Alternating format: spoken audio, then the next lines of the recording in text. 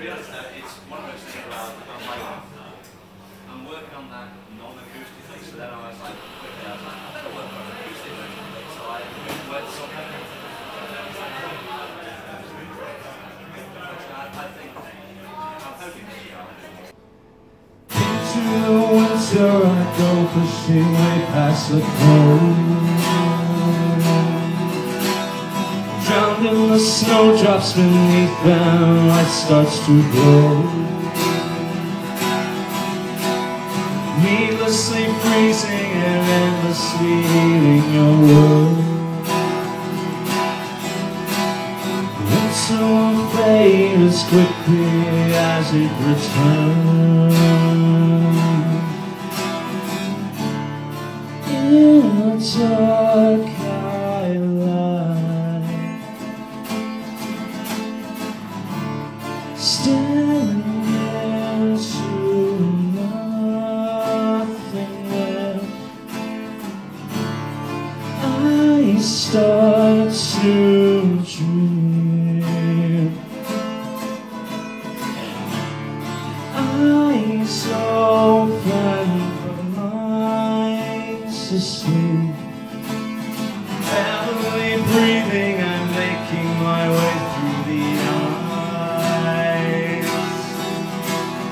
Moving much faster now that the end is in sight. I cannot feel it, and somehow that scares me much more.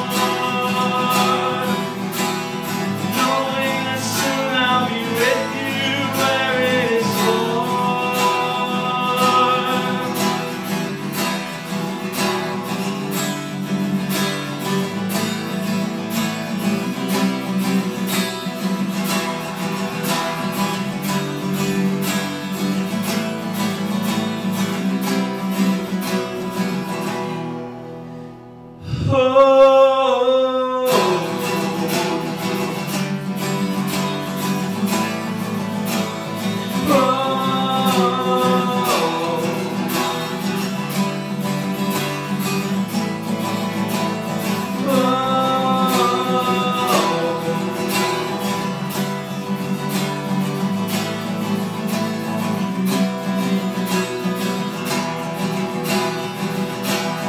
as I cross the threshold to meet your soothing embrace.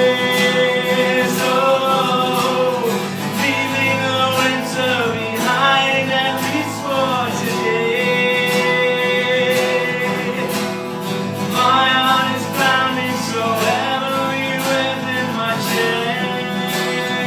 Oh, but now I am home, and home is where we can live.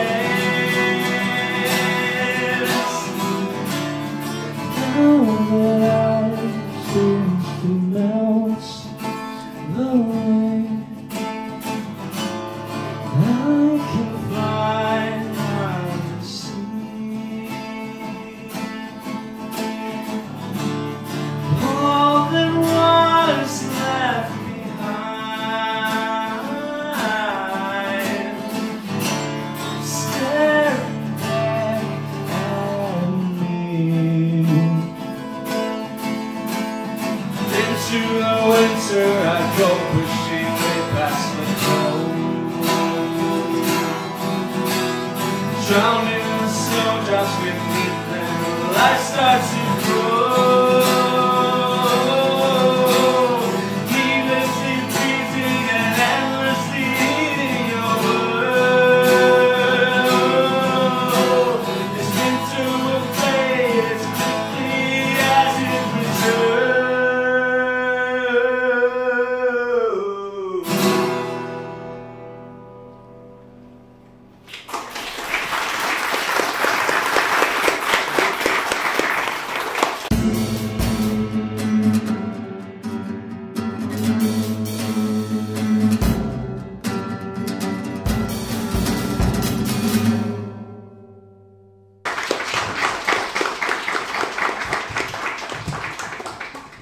So you're going to have to bear with me because I don't script things. So all of this will essentially just be off the top of my head. If anyone has seen the podcast, then you'll know that that's exactly what I do on a weekly basis, is just make things up as I go along. And that's an important fact to remember when you read my book. So, yeah, please don't pay attention to that. How are we all doing? We good? Yeah? I mean, you're the most under-enthused crowd possible. Could you show a little bit of emotion? I know I'm not the person to tell you to show emotion, considering my face looked blank most of the time, but, you know, it should be the way to go for it. But no, I do sincerely thank you all for coming. Potatropy's been in work for about 3 years now, something like that. I originally came up with the concept in Null Point, which is in the zine, which a few of you got dotted around. There's some more copies there. And I started drawing it as a little bit of a joke, and it slowly developed into something which I could relate to more and more, so I decided, why not put it into a book? That seems like a good idea, right? That's what you do. You take an idea, don't you, Sean? Sean knows. You take an idea and then you modify it, right? Yeah. There's going to be a lot of like side audience participation. You have no choice in this. Oh, damn, don't be scared. We're okay. I'm always scared. You're always scared, okay. That's a good way to be. You may notice that I will look at the floor and ceiling and wander around a little bit too much, and that's because I'm extremely uncomfortable in front of a crowd. So why would I put myself in front of a crowd? Anybody? Masochism. That's it, that's the one. Masochism. Yeah.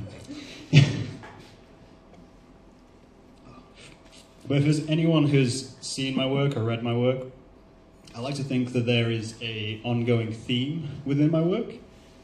Potato. Exactly. Underlying depression. Yes, underlying depression and self-hurt. Those are a thing. No, I mean, I've tried to describe it before, and I can't, because a few people have said my work's kind of nihilistic. A good friend of mine said my work's the kind of work which makes you want to kill yourself. And I took that as a huge compliment. And it was kind of one of those situations where I was thinking, heart rate's just gone up, thinking that maybe, you know, I should actually delve into why I make work and why I create work and why I'd spent 3 years writing a book about a fucking potato. Bear with me. We're going to get through this, trust me. I'm talking to myself, not you guys. Trust me. So, I wrote Potatropy. If you read Potatropy, you'll notice that there is no real story to it. It's just clearly the origin of a character named Potato Boy. And people seem to enjoy Potato Boy. I don't know why they enjoy Potato Boy. Does anyone know why they enjoy Potato Boy? Nobody. Why are you here? What are we doing? Graham said to himself, looking at the floor, wishing he could fall into a hole right now. That's why people like Potato Boy. Well, because he wants to fall into a hole right now. He was born in a hole. Exactly. There's a whole point about it. No. So, initially, as I say, it was a joke. You know, who writes a comic about a potato? Well, I do. That's the kind of thing. And I realized that there's so many more layers to it than I initially noticed. Because initially it was visual, completely visual. The first potato boy I wrote was about him and his kind of rooty arms going wherever he wants and being able to see whatever he wants because he's a potato and has hundreds of eyes, some of which don't have pupils, and that's intentional. Don't question that. And then I realized that the life cycle of a potato is actually a good amalgam of the life cycle of humanity. Dropping some deep bombs right there.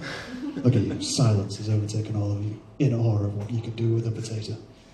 Don't do bad things with a potato. Do you know there was a news article recently about not putting potatoes up your ass?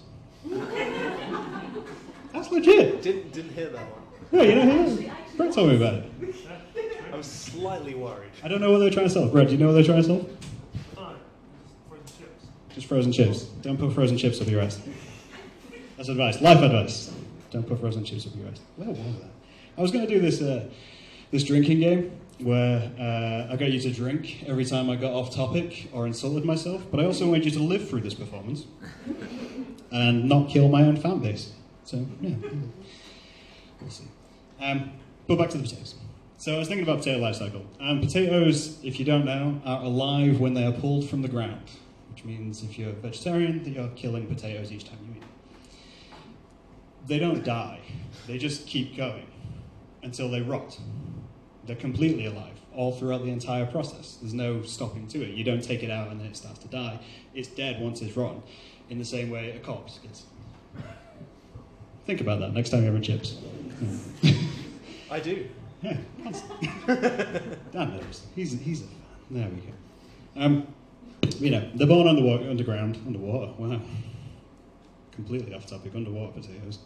But they're born underground, and they spend so long living in their captivity of the ground to then be pulled from the ground. And what happens to them outside the ground isn't essentially their choice, which I could heavily relate to.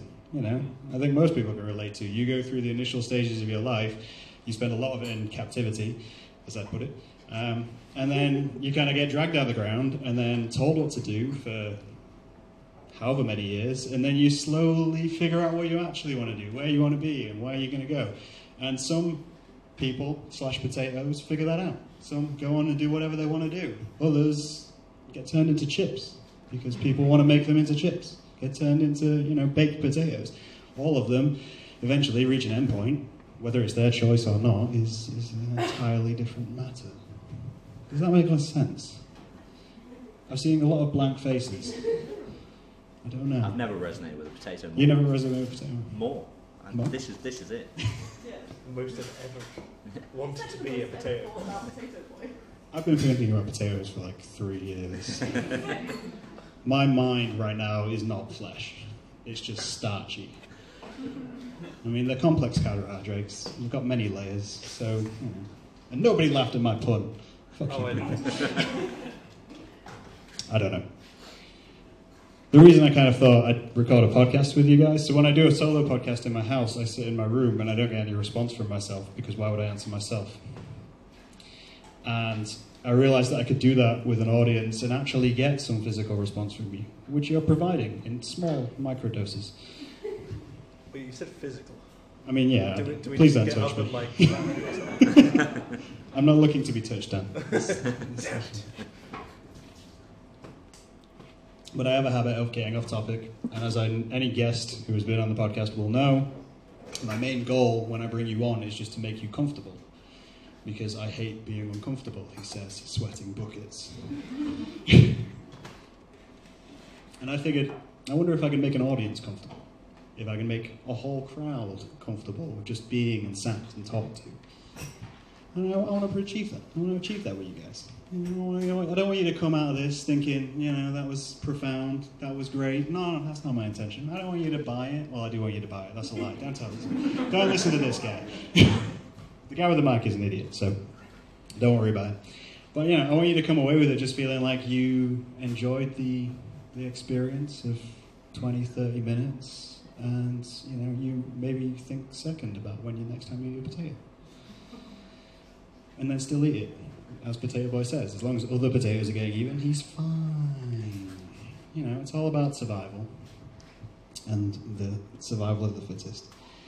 But as you come up to an event, such as this, which is about my work, I don't know why I point to you, bro. Bro, what do you think of my work? You sure? Why? I know you like Potato Boy. You're the kind. See, this is the kind of thing. I've had friends and I've had family come to me. Well, not really family because they don't really know my work. What? He knows it. He doesn't like it. I don't expect family to like the work you make. As artists, I don't think anyone should expect family to like the work you make, because most of us make artwork about the things we had trauma with in our childhoods. Like, nobody looks at their art and goes, oh, my mum really likes it. That's a great piece of art. No, your mum should look at your artwork and go, this is awful. I don't understand it. Where are you getting these ideas? And then you look at them and you go, you made me do this. That's weird. My mum doesn't understand Potato Boy at all. And that's a good thing. She's not meant to understand Potato Boy. If she related to Potato Boy, it would put a whole different spin on my 30 years of life, because I'd sit there going, oh shit, you're basically just the same as me. And that would explain me so much better. But I can't explain me. But I thought I'd try and explain why I make work. As I said, I'm getting back to the point already. Look at that. Done that well. It's been 10 minutes and I've already ran this and spoiled this around. I think it's been 10 minutes. I don't know. I've got a heart rate monitor on just to make sure I don't pass out. How great would it be if I just passed out? performance piece. It'd be the best piece. You would remember this night forever. Every February 29th, you'd be like, what did you do? I just watched Graham pass out. Have you seen someone die on stage? You can. Please don't record me. Some of you may be thinking, if he's nervous, why is he drinking coffee? Coffee's extremely soothing. It's like, gets my heart rate back to regular. And I don't really think my heart rate really spikes. That's just a lie doctors tell you. I heard a couple of tears there. That landed. Back to what I was saying. So I was creating work, and I was trying to figure out why I actually wanted to make Potatropy as a book. Because you can make webcomics all you want. They're slice of life. They're little things which you kind of write to yourself, and you go, oh, hey, this is funny. I'm going to show it to someone else. They'll relate to it. And you do it on multiple topics, and you figure that out as you go along. And I was like, right, so why would I put that into a book? Why would I try and condense a story into any kind of format, especially with Potato Boy, because Potato Boy is so abstract. It's not really anything. There has never been a story to Potato Boy. It's not like the Hulk or fucking Batman. He's not coming for you in the night. He might be coming for you in the night. I can't control that part of Potato Boy. But I was like, why do I want to make it? Why would I want to make something about this? And then it kind of led me to think about the rest of my artwork. And a lot of my artwork, whether you notice it or not, is just about, it's less about me and more about other people, which sounds extremely harsh, and maybe should sound extremely harsh, because people are terrible. Love this audience, right? No, so it's kind of, it's wanting to people to feel comfortable again. It's wanting to people to kind of get on board with things and get involved with things. And it frustrates me so much when you see people who have potential, who have talent, who have the ability to do things and then never really get around to doing them. And I'm a person who doesn't really need any more motivation because I just kind of do things. I don't really know why I do these things. So in a way, Potatropy is kind of me explaining me, kind of me explaining why someone would do this. But at the same time, it's an encouragement for everyone else. It's stepping out and saying, look, these are a series of things which happened within your life, which happened with everyone's life. So when you get to the end and you feel a little empty that you maybe haven't achieved that, you probably shouldn't feel as bad as you do because everyone's going through that. Those are the natural cycles of life. And just talking about being comfortable with being average, if that makes sense. I don't know, I'm seeing some nods. Maybe it doesn't. I'll go further into it. We'll go on this ride a little further. I don't know why I'm wrapping this around my arm, by the way. Just tethering myself to the amp in the hopes that it'll come with me if I keep walking. I had a real thought of that I could do this outside. And then I won't have to look at any of you. I could just stand outside and talk to the homeless people who scare me. They need potatoes in their lives. That's why they're homeless. Let me check my notes. These are all blank. This is going well.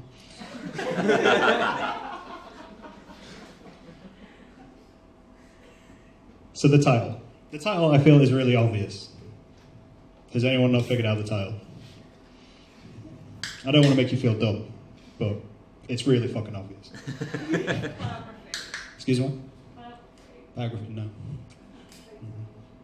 There we go. You gotta go a little bit wanky with it. See, this is what I do on my work. Not wanking's my work. I did not wank into any books on sale here today. I did do a whole podcast about being productive masturbation, and that was a whole thing. That is one of my most viewed solo podcasts, which says terrible things about the people on YouTube. I digress. But it's potato and it's entropy. And I think when people create work, that's all we're really doing. We're not doing anything special, or I don't think I'm doing anything special, because in my view, we are all potatoes. We are wonderfully unique, and we have all these things which make us what we are, but we're all still exactly the same, regardless of whether we want to think we're not. And I think the idea that we kind of get into our heads is that we need to apply something unique to ourselves in order to lift ourselves up, and I absolutely hate that idea. I hate the idea of being above other people, he says with a microphone in front of a crowd. Saying, shut up, listen to me. No. I hate that idea, and I kind of wanted to put everything back down to baseline, put everything back down to where it should be of everyone just, yeah, we're all fucking potatoes. There's weird potatoes and there's nice potatoes, but then that's weird as well, because there's no such fucking word as weird. People ask me how I can just keep talking. Considering you've all had conversations with me, most of you have had conversations with me, I don't talk this much in real life. Which means this is fake. Right? You're basically just getting stream of consciousness right now. And that's how I do it. You don't even need to say words, you just latch on to the last, like, sodden superhero-esque word at the end of it and go, oh, that's what he was talking about. And then you lead on from about, and you go into how Canada says about wrong. And then you just talk about Canada for half an hour. It's really easy. Anyone can do this, is what I'm saying. This is nothing special. Anyone can do this. I don't know where I was. I got lost 20 minutes ago. Entropy, thank you. Thank you. Who shouted that? Zoe, thank you. Anyway, as I was saying, this is a beautiful night. This is what it's like being inside my head, by the way. It's not coherent in any way, shape, or form. I seem very coherent. As I say, if you've had a conversation with me, there is a lot of coherency to what I say. But then when you actually give me the opportunity to just say whatever the fuck I want, this is what you get. This is your own fault. I'm not even sad if you're bored. Like, this is how we get into these situations. It's just saying whatever the hell we want. So you wrote a book. You did a book launch just to prove a point. Yeah, I'm always proving a point. Okay, cool. Everything I do is proving a point. Did you do it just to ramble in front of a crowd? No, I can do that anyway. Okay. You don't have to have a microphone to do that. That's true. You could go to a random square and just ramble. People do that all the time. That's very true. You're not wrong. You don't need to have a purpose to ramble. We're English, that's what we do. I say with 20 words what could be said in 2. You'll get to the end of this and think I could probably just sum this up in 1 sentence. And it's true, I probably could have summed this up in 1 sentence, but I've not. I decided to take you on the journey. Come on the journey with me. See how we got into this. Back to entropy. See, this is how we do. We roll over like that. I may not even be talking about it, trust me. I've lost the tether, so it's gone. I think it was entropy, yeah. Let's go with that. That's the last thing I could... Talk about the bowl of water. I'm getting to that. I'm getting to that. This is the other problem. There's people in the crowd who have had this conversation with me over and over again. Some of you have known me for literally, a decade, as Janine has known me for a decade or so. And know that this is what it's actually like to have a conversation with me. When I'm not putting on airs, when I'm not thinking about what to say and make things perfect and construct everything so you get an actual ideal view of me, this is what it's actually like to have a conversation with me, because the way I describe it of how I have an idea is, okay, so I'm going to need you all to close your eyes. Because I want you to visualize. James, close your fucking eyes. Chloe, Steph. She's not going to close her eyes. Damn you, damn. Anyway, close your eyes. Okay, so I want you to picture yourself in a bit of a vacuum. And you're in this vacuum completely alone. And in front of you is a small rock pool. And that rock pool has cloudy water. And it's the kind of water which you get into it when you drop, flour into water. And it's just, you can't see anything below the surface. And every so often, something floats to the top. That is exactly how my brain works. You can open your eyes again. Right? There's no running monologue. This monologue isn't actually happening. I'm just trying to vocalize what's happening in the fucking rock pool. That's how my brain works. And if I try and force anything, that's essentially just me thrashing around in the pond, trying to figure something out, digging out for something which isn't actually there. But that's happening all the time, and that's constant. And I think that's natural. You're nodding, like that's the way things go. Yeah. But I don't know if that's true. I don't know if other people have ideas like that. I don't know if that's how you form thought. That's just how I form thought. It's like that scene from Ratatouille where he's imagining pictures. But I don't have synesthesia, so I can't do anything. I'm not a rat who can cook. I can cook, though. So maybe Why you are is that so funny? There's so much shock that I can cook. I wrote a book about potatoes. Of course I can cook. There's no recipes about potatoes. God, I missed a trick there. Is there a potato controlling you? Is this what Potato we're controlling planning me. Maybe. That could explain everything.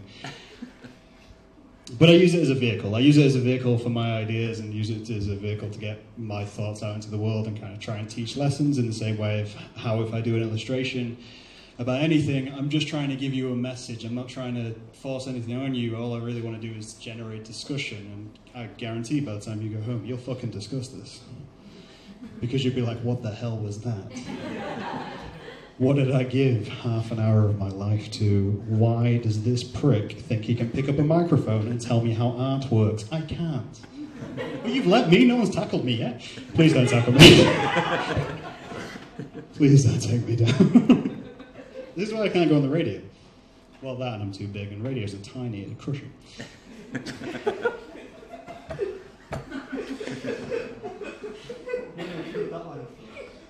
Really? Whole monologue, and that was the one which got you. It's a build-up. It's a build-up. You got to keep hitting it. Got to hit for that like singular pun emotion. I don't know. But if I delve into the book momentarily, as I say, the back cover kind of says it all. Potato Boy isn't anything special, much like I am not anything special. None of you are anything special. You're all potatoes. And that's not a bad thing. That's what I'm saying. You know, I'm not trying to fit you into boxes or build houses with you. You know, it's not brick in the wall notion. It's just the fact that we are all the same. We're all built from the same thing. There's just variation between that. In the same way there's variation in potato breeds. In the same way, you can't decide what happens to you in the early stages of your life. You just kind of step out and all of a sudden, you know, you're there. You're doing whatever you do. You go into the potato system, as you will discover if you roll into this book. The stories which interested me, kind of as I grew up and still continue to interest me, are not stories of people who go to university, study exactly what they want to study, go into a job which is based on what they studied. Those stories are boring because people have already decided where they're going to end up. People have already decided how they're going to end their lives in terms of an expression, not physically. I mean, they might have, you know, I'm not to say this does happen. The stories which interest me are the ones of people who struggle along the way. They're the ones of the people who had to overcome something to get to where they are. Those are the interesting ones. Nobody makes a Lifetime movie about someone who did everything right. Nobody makes a Lifetime movie about someone who had no obstacles along the way. They make it about the ones who fucked up 20 times and then managed to do something. Because that something at the end becomes way more significant. Like if you find a potato in the street and you make it into something, please don't pick up potatoes on the street. I don't know where they've been. Potatoes are poisonous. Did anyone know that? Like that's an actual thing. Potatoes are poisonous. Which again, you know, relates to humanity. Because if you eat people, you die. I thought you meant because people are poisonous. Oh, people are poisonous too, but if you eat people, you die. I'm just saying, some people are a bit more poisonous than other people. I was making a really nice point and I interrupted it there. All I'm saying is, those are the stories which interested me, so that's what I put into this book. Potato Boy, as I say, is a standard potato. He goes through the system with no real challenge. He goes through life with no real challenge and comes out the end of it and he's left wanting. He's left wondering, what the hell do I do with my life from this point on? And that's what you get if you go through things without struggle. That's what you get when things work out completely. You get a lack of feeling like you should be there at the end. Because you're like, well, where the hell was my story? And I don't really have a story. I wrote Potato Boy and Potatropy to give people that baseline and say it's okay when you get to the end and you don't know what you're doing.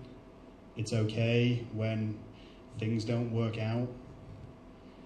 It's okay just to be a potato, to just sit and figure out what you want to do afterwards. And I hope that comes through in Potato Boy. I'm going to take a brief break and get something to drink because I've lost about 3 pounds of water. So. Zach? Yeah. It is your turn. If you would give it up for Zach Jones.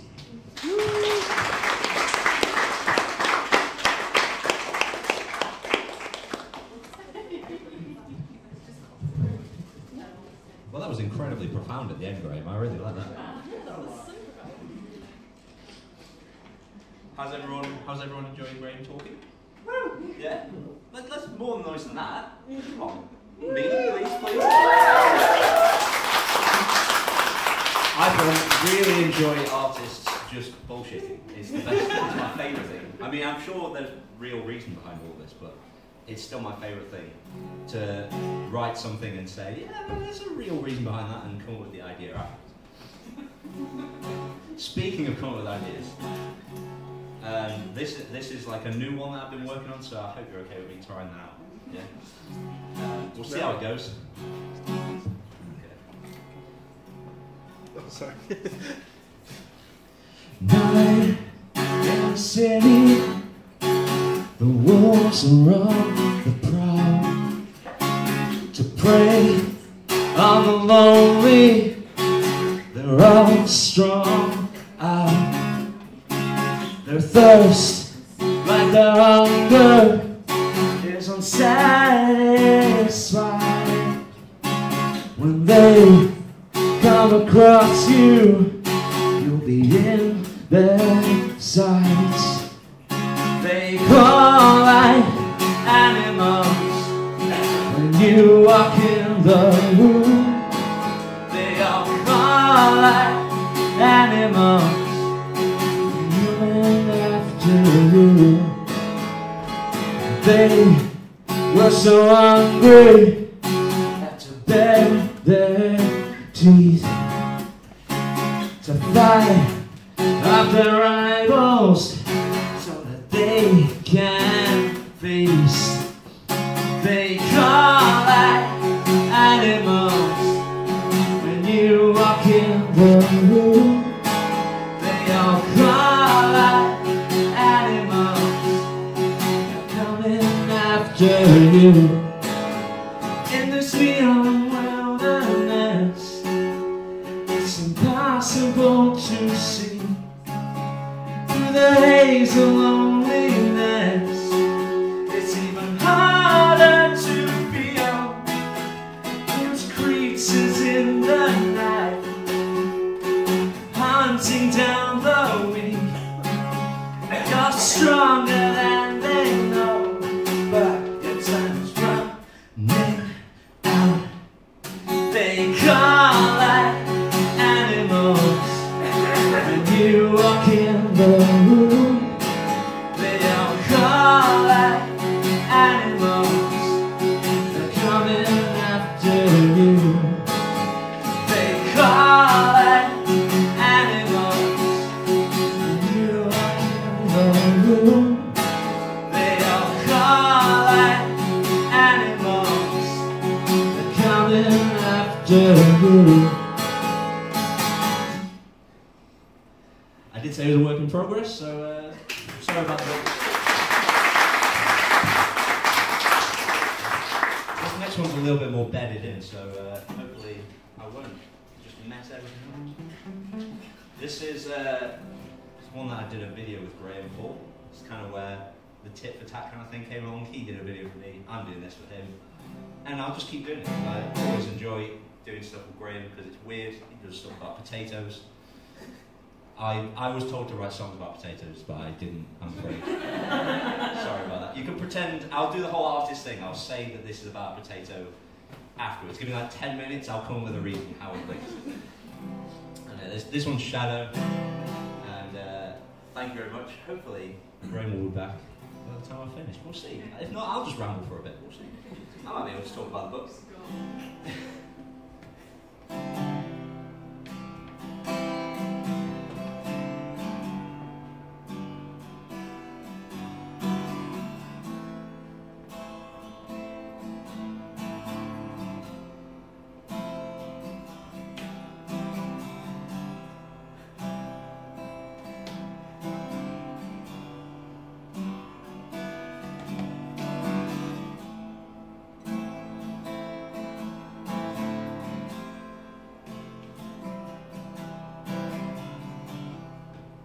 Well, here it is,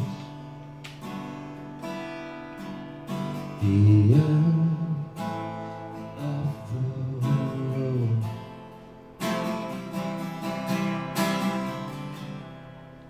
Oh, here I am, a shell of what I was.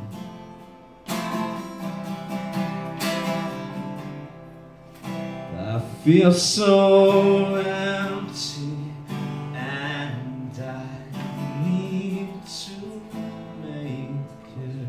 home.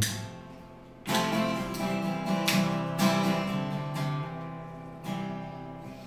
have lost each and every piece of my broken soul.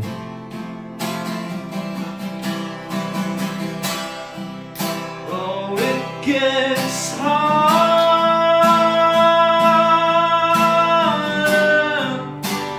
living in your shadow every day, and I can see clearly,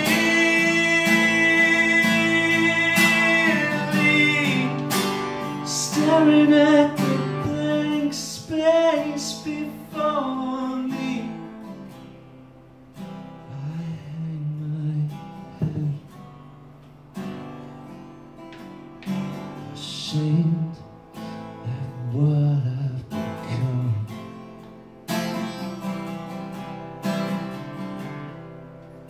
I feel like a fraud,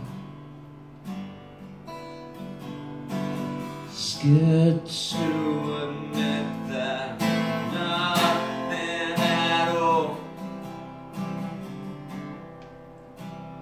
I wouldn't mind it, but I'm talking all the goddamn time. It's so hypocritical that I don't even try anymore. Oh, it gets hard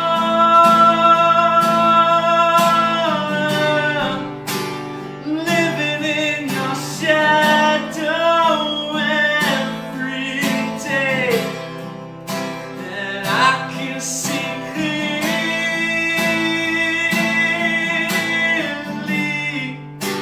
staring right back at me.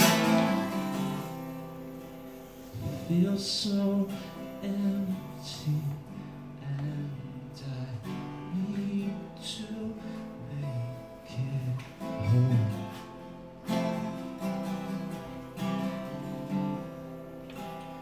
I have lost each and every piece of my broken soul.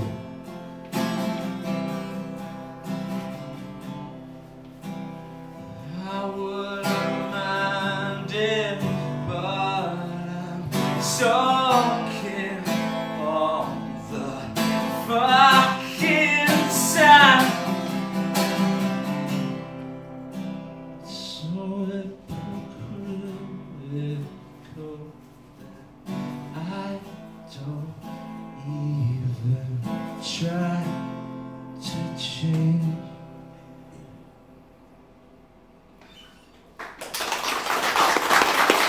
Thank you. Grave is back now, so he's going to talk to you a bit more. Thank you very much for having me make some. So I'm going to bring this to a noises. close So, because there's a lot of time which you guys have contributed to me, and I really appreciate that. But at the same time, I can't steal any more of your time. As I said at the beginning, my whole view of creating work is to encourage other people to be comfortable with themselves and to do whatever they want to do. Whether that's good or bad for society isn't really my premise or remit to say. But the way I create art and the reason I create art is to deal with the things which I can't control within my own mind. Everyone has those fires which kind of break out in the back of your head, take over your entire mind, and they pester you and fill your head with smoke so you can't think clearly and you become suffocating under your own ideas. And the reason you need to create art and do things is to get that out of your head. As I say, stories which interest me are the ones which come from struggle, come from people who are experiencing these fires which you can't control. And I think it's important to let them breathe out of your mouth, wherever you want to let go. And I don't think anyone's ever had to convince me of how nice fire smells. So, Does smell great. exactly. So I think everyone should do it. Thank you for listening to me. I realize it's been a journey. Thank you for coming. Thank you for purchasing my book. And I will talk to you guys later. Bye.